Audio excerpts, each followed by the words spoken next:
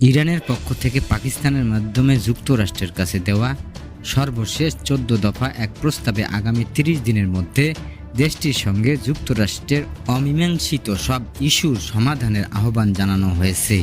এই প্রস্তাবের মূল লক্ষ্য যুদ্ধবিরতির মেয়াদ বাড়ানো নয়, বরং যুদ্ধের চিরস্থায়ী অবসান ঘটানো বলে জানিয়েছেন ইরান। রোববার কাতার ভিত্তিক সংবাদ মাধ্যম আল জাজিরা এক প্রতিবেদনে এই তথ্য উঠে এসেছে। ইরানের নিরাপত্তা সংস্থাগুলোর ঘনিষ্ঠ হিসেবে পরিচিত আধা সরকারি বার্তা সংস্থা নূর নিউজ বলেছেন, যুক্তরাষ্ট্রের 9 দফা পরিকল্পনা পাল্টা জবাব হিসেবে এই 14 দফা প্রস্তাব দেওয়া হয়েছে।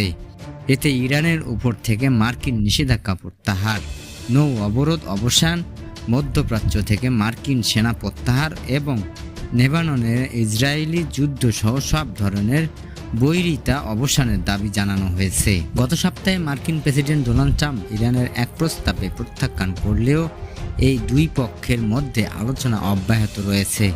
চলমান 3 সপ্তাহের ভঙ্গুর যুদ্ধবিরতি এখনও বজায় রয়েছে বলে ধারণা করা হচ্ছে। এদিকে রোববার ওমান পররাষ্ট্রমন্ত্রী বদর আল বুসাইদির সঙ্গে টেলিফোনে যুদ্ধবিরতি, দ্বিপাক্ষিক অন্যান্য বিষয়ে আলোচনা করেছে ইরানের পররাষ্ট্রমন্ত্রী আব্বাস আরাঘচি। যুদ্ধের আগে যুক্তরাষ্ট্র ও ইরানের মধ্যে কয়েক দফা আলোচনায় মধ্যস্থ করেছিল ওমান। যুক্তরাষ্ট্রের সঙ্গে যুদ্ধ অবসানে ইরানের নতুন প্রস্তাবে যা বলা হয়েছে, প্রস্তাবটির দ্বিতীয় ধাপে বলা হয়েছে, নির্ধারিত সময়সীমা পার হওয়ার পর ইরান সৈন্য মজুত নীতি অনুসরণ করে পুনরায় 3.6% হারে ইউরেনিয়াম সমৃদ্ধিকরণ শুরু করবে। পরিকল্পনায় বলা হয়েছে, ইরান ও তার মিত্রদের উপর হামলা চালানো থেকে যুক্তরাষ্ট্র ইসরায়েলকে বিরত থাকতে হবে। বিনিময়ে ইরানও কোনো ধরনের হামলা চালাবে না। প্রস্তাবে ইরানের পারমাণবিক অবকাঠামো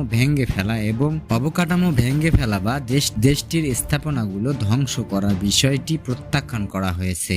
নিষেধাজ্ঞা প্রত্যাহারের বিষয়ে একটি নির্দিষ্ট সময়সীমার মধ্যে জব্দকৃত অর্থ পর্যায়ক্রমে ছেড়ে দেওয়ার কথা বলা হয়েছে। তৃতীয় ধাপে আরব প্রতিবেশী এবং এই অঞ্চলের দেশগুলোর সঙ্গে কৌশলগত সংলাপে বসার প্রস্তাব দিয়েছে তেহরান, যার লক্ষ্য হবে সমগ্র মধ্যপ্রাচ্যকে অন্তর্ভুক্ত করে এটি নিরাপত্তা ব্যবস্থা গড়ে তোলা।